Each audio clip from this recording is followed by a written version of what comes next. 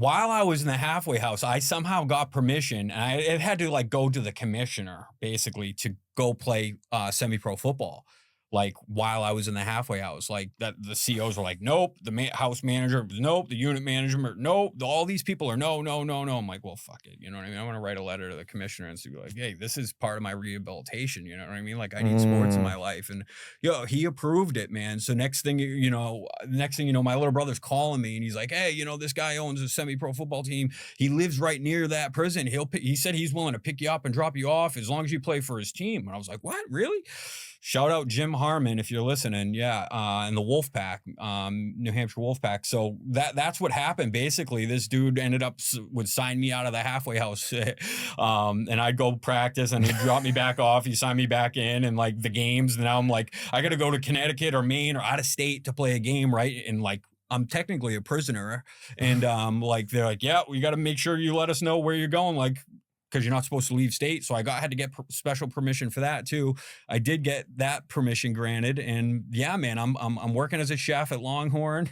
I'm dating one of these girls that I met at Longhorn, who's a waitress, right? And yeah, I'm playing football. So it was almost like I wasn't in prison. It was like I was living in a fucked up frat house yeah. while playing football. And the only thing I wasn't going on was I wasn't drinking or partying. And after the games, all these guys were drinking and partying. And I'm like, go right in the truck with the team owner and coach, and he's bringing me right back to the Yeah. the halfway house, Yeah. bro. Yeah. But Yeah. I know what they're doing in the parking lot and where they're going after, but I couldn't partake, obviously. Yeah. When did your drinking begin to ramp up again? I think right after I got out. Like, so when I got paroled, I didn't parole very far. I rented an apartment, saved up money at that place. I rented an apartment that literally from my porch, you could basically see the barbed wire fence of the prison. So it's like this hill that in Concord, New Hampshire, that goes up this hill. It's called Palm Street.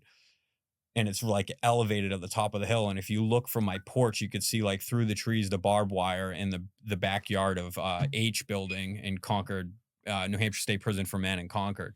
So like literally I'm like living the street behind like H building in the prison, and the halfway house is in front of the prison. So I went from like prison minimum halfway house, and then I moved to the street like basically in the backyard of the prison yard. It was weird. So Mm. yeah, and I was with that girl, still playing football, and I'm like, well, now I don't have to worry about getting breathalyzed when I go back to the halfway house, because I don't go back to the halfway house anymore. So now I could drink, and that was kind of the only thing that was preventing me from drinking back then. And still on parole, but I mean,